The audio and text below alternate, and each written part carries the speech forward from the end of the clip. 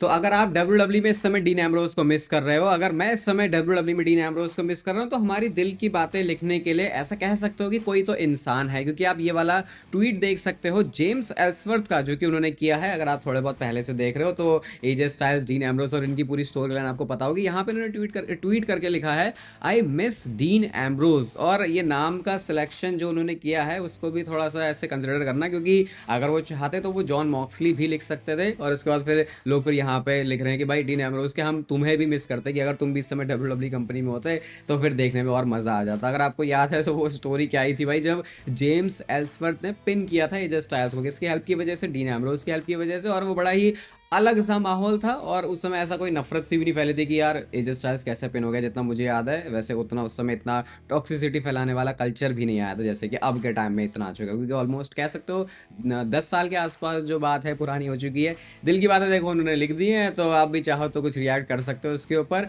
But yes, definitely वो जो एक शील्ड वाला मूवमेंट है वो तो सारे ही डब्ल्यू के फैंस देखना चाहते हैं, क्योंकि उसका इम्पैक्ट फैक्शन की तरह अगर आप देखोगे पिछले कुछ सालों में, तो किसी भी टीम ने देखो नहीं किया है। उस अगर फैक्शन एक ऐसे कोई 3 बंदों के अगर ग्रुप की बात करी जाएगी तो। और इसके साथ वेलकम है आपका वॉइस ऑफ रेसलिंग के एक और नए एपिसोड में। अगेन आपको सेटअप ऐसे दिखेगा, तो आज भी बड़ी मिनिमल सी एडिटिंग के साथ आप लोग काम चला लेना थोड़ा। लेकिन जो मेरे पास बात डिस्कस करने के लिए है और रिएक्ट करने के लिए है, वो मतलब कि थोड़ी सी ऐसे हाई लेवल की हो जा रही है, क्योंकि ब्रॉक लेसनर ने फाइनली कमेंट किया है अपने डब्ल्यू रिटर्न के बारे में। इससे पहले कि आपको लगे कि भाई ऐसी कौन सी जगह हो गई जहाँ पे ब्रॉक लेसनर ने इंटरव्यू कर दिया है, वो बंदा तो कहीं बोलने को सुनने को मिलता ही नहीं, तो अब उसने कहाँ पे आके ऐसी बात कर ली है। तो देखो ये बात कहीं से कहीं तक पहुंच के आई है, तो इस पे कितना ट्रस्ट कर सकते हैं उस पर भी मैं देखो डाउट पे रहूंगा। और मैं कभी भी आपके सामने ऐसा नहीं आता देखो कि देखो मैं यहाँ से ये चीज़ पकड़ के लेके आया हूँ, जो डायरेक्टली मुझे पता चलती है मैं आपको बता देता हूँ। बाकी तो फिर अलग अलग चीज़ों के सोर्सेज ही होते हैं ऑलमोस्ट हर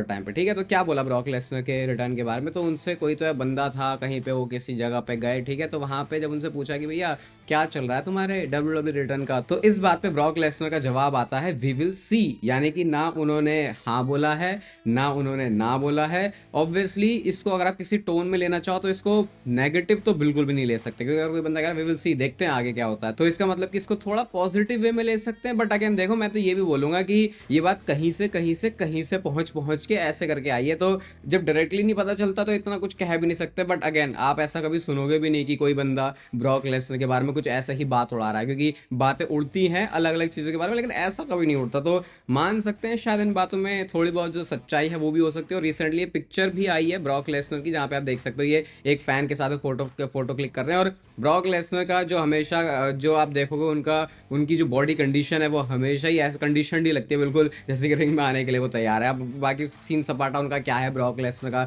वो अलग अलग वीडियो में अलग अलग तरीके से हमने हर तरीके से बात करी है, तो सिचुएशन जो भी होगी उस हिसाब से डिसीजन ले लिया जाएगा। लेकिन ट्रिपल एच की माने तो उन्होंने बोला कि ब्रॉक लेसनर तो बस अपना काम कर रहा है, वो घर पे बैठा हुआ है। तो अलग अलग तरीके की देखो बहुत सारी बातें हो चुकी है, लेकिन थोड़ी सी पॉजिटिव डेवलपमेंट कह सकते हो आप इसे। बट एट द एंड जब तक वो कोर्ट वाला लफड़ा नहीं सुलझता है तब तक कुछ भी चीज़ें हो पाना मुश्किल है। मुझे इस बारे में ज़्यादा कुछ पता नहीं है भाई, हम तो रिएक्ट कर सकते हैं मैचेस के बारे में, शोज़ के बारे में। अब ये कोर्ट कचहरी में क्या होता है देखो वो तो हमारे बाहर का मामला है, बट इसको थोड़ा सा पॉजिटिव वे में ले सकते हो। बाकी उसका रिजल्ट क्या आएगा वो कोर्ट केस का, ब्रॉक लेसनर कैसा इंसान है क्या नहीं है, वो तो अपने आप में एक अलग ही मुद्दा हो जाता है, तो वो तो धीरे धीरे डेवलप होगा आगे। बट अभी रेसलमेनिया में तो देखो नहीं आ रहा, क्योंकि करना होता तो शायद वो अब तक हो जाता। एल्बर्टो डेल रियो भाई रेसलिंग सही से करने के अलावा मुझे लगता है सारे ही काम कर लेंगे। उनकी हिस्ट्री क्या रही है पूरी प्रोफेशनल रेसलिंग के साथ साथ वो सब आप लोग जानते ही हो। अब उनके बारे में क्या पता चला है कि कहीं तो वो किसी प्रमोशन के अंडर काम कर रहे थे, उनको 6 महीने के लिए सस्पेंड कर दिया गया। और रीजन आप क्या सोच सकते हो, आई थिंक बोलते ही दिमाग में आओगे कि शायद कोई ऐसा इलीगल सा काम कर दिया होगा या फिर नशे में बंदा आ गया होगा। भाई इस बंदे ने फैंस के साथ लड़ाई कर ली और इसकी वजह से बोला भैया 6 महीने तक अब तुम कंपीट तो देखो नहीं कर सकते। तो मतलब अब ऐसे बात आती है ना कि डब्ल्यू में क्यों नहीं आता, तो लगता है कि जब ऐसी बात डब्ल्यू किसी के बारे में सुनेगी तो फिर वो उस बंदे को लेके आना चाहेगी, क्योंकि ये तो बात की बात हो जाती है कि बंदा कितना ड्रॉ कर रहा है फिर नहीं।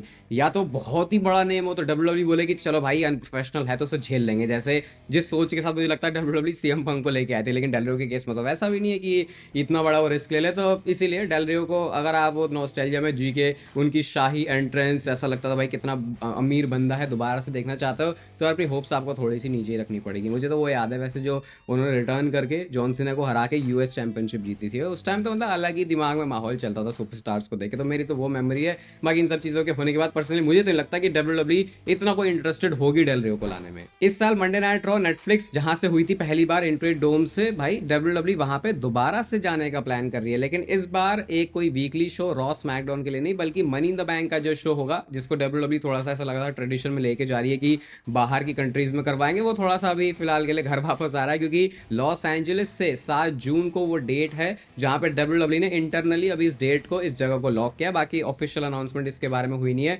लेकिन एक बार फिर से अगर आपको याद नहीं आ रहा तो जाके आप वीडियोस देख सकते हो। जब मंडे नाइट रॉ नेटफ्लिक्स पे आई थी पहली बार तो वो जो विजुअल्स थे, वो जो बड़ी सी स्क्रीन उन्होंने लगा रखी थी, वो एक स्फीयर के बारे में भी हम लोग बात करते हैं कि कभी उस बड़े से गोले के अंदर डब्ल्यूडब्ल्यूई करवाएगी तो कितना डिफरेंट फील होगा।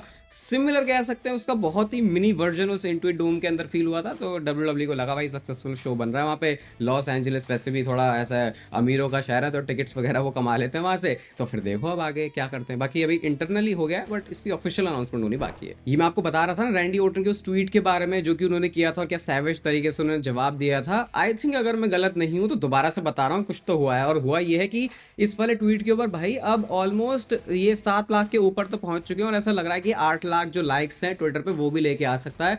अगर मैं गलत नहीं हूं तो हाईएस्ट जो डब्ल्यूडब्ल्यू से रिलेटेड ट्वीट है वो स्पीड ने किया था जिसके 1 मिलियन आए थे, तो ये टॉप 5 में तो है। आई थिंक सेकंड थर्ड ऐसा भी कुछ हो सकता है, बाकी किसी को क्लैरिटी से पता तो बताना, मैंने ही कभी बताया होगा चैनल पे। अब वो बात अलग है कि इतना मुझे याद नहीं आ रहा कि मैंने मतलब वो नंबर क्या था, इससे ज्यादा है। विंस का भी एक था रिटायरमेंट का, और उसके साथ साथ आई थिंक और कौन सा था, ऐसे कुछ विंस से रिलेटेड ट्वीट्स वगैरह चलते रहते हैं जो वायरल हो जाते हैं, तो ये 7 लाख के ऊपर मामला पहुंच चुका है। तो देख लो फिर अब ऐसी जो ट्विटर पे मेन स्ट्रीम वाली ऑडियंस है, ये उन रेसलर्स को कितना अच्छे से जानती है। वो रैंडी ऑर्टन 2009, बटिस्टा, इवन खली, विंस मैकमैन, तो वो टाइम के भी एक अलग फैन फॉलोइंग है। अपने इंडिया में कहते हैं ना कि वो पुराने वाले यार डब्ल्यूडब्ल्यू की पहले ऑडियंस ऐसी थी, वैसा वाला फील वहां पे भी, वरना देखो इतने लाइक्स तो नहीं होते। पता नहीं यार भाई जे उसो के साथ क्या हो रहा है। वो डिसलाइक्स वाली कहानी तो मैंने आपको पूरी बताई थी। अभी किसी ने ग्राफिक बनाया है कि डब्ल्यूडब्ल्यू की सबसे ज्यादा डिसलाइक्ड वीडियोस कौन सी है यूट्यूब पर, तो आप ये पूरे ग्राफिक के अंदर देख सकते हो। नंबर 1 पे ये वीडियो है जहां पे रोमन रेंस और रॉक की अनाउंसमेंट हो गई थी, वो कोडी रोड्स को साइड लगा दिया था, तो ऑलमोस्ट 2.5 लाख डिसलाइक्स हैं।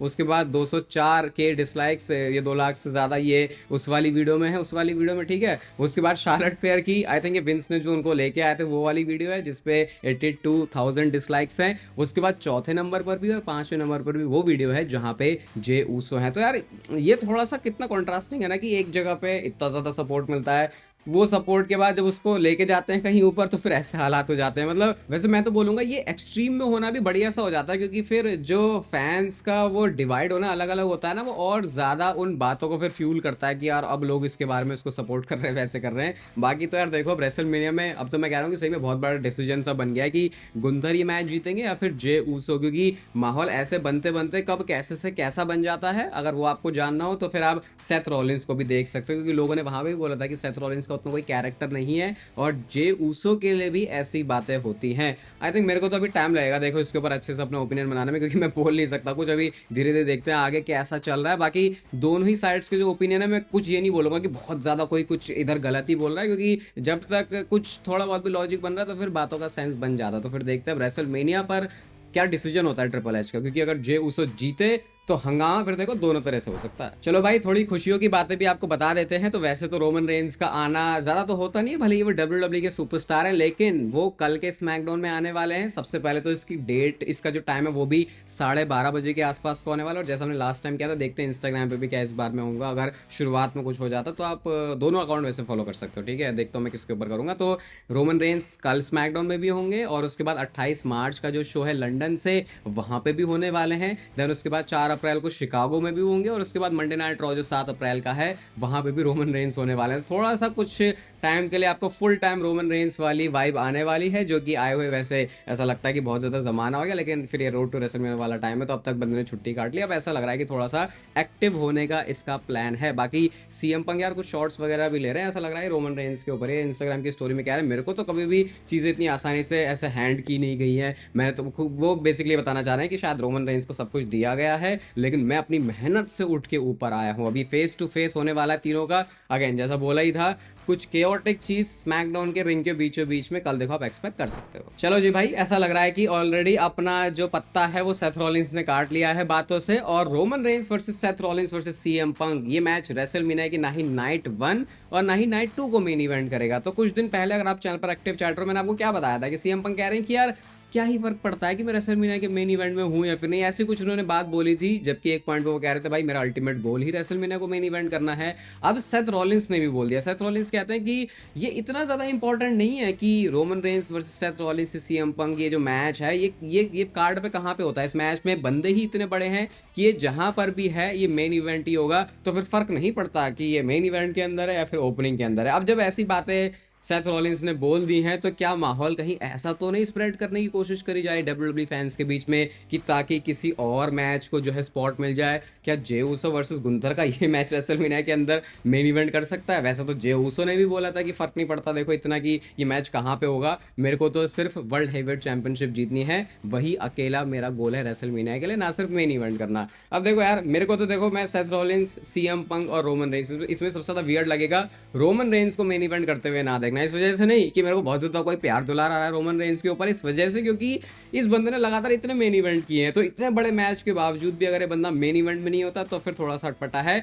किसी किसी शो के लिए आप कह सकते हो कि यार ओपनिंग में है, मेन इवेंट में फर्क नहीं पड़ता, लेकिन रेसलमेनिया का मेन इवेंट भाई आई थिंक ये कहना थोड़ा सा अटपटा रहता है, ये कि यार फर्क नहीं पड़ता मेरे भाई, तुम गाने गाते हो उस चीज के पहले। वो सीएम पंक बोल रहा है कि मेरे को मेन इवेंट करना है, तो देखो अब आगे जो सिचुएशन है वो कैसे चलती है। बट डिफिकल्ट तो भाई टास्क है ट्रिपल एच के लिए बहुत ज्यादा, बट अच्छी बात भी है कि इतने बड़े बड़े मैचेस है तो फिर उनको इसी बात को लेकर हमेशा कंफ्यूजन है कि किसको मेन इवेंट करना है। तो देखो क्या किस्मत में है even Roman Reigns, Seth Rollins और सीएम पंक जैसे बंदों के लिए भी कि क्या वो रेसलमेनिया को मेन इवेंट करेंगे या फिर नहीं। But I think safe to say है कि John Cena versus Cody Rhodes, ये तो आई थिंक रेसलमेनिया नाइट 2 का मेन इवेंट है, इसके चांसेस काफी ज्यादा हैं। बाकी ये वीडियो आपको देखो अच्छी लगी तो इसे लाइक कर देना, चैनल को सब्सक्राइब कर दो ऐसे और मस्त डब्ल्यूडब्ल्यूई से रिलेटेड कंटेंट के लिए। बाकी तब तक फिर लेते रहो जिंदगी के मजे।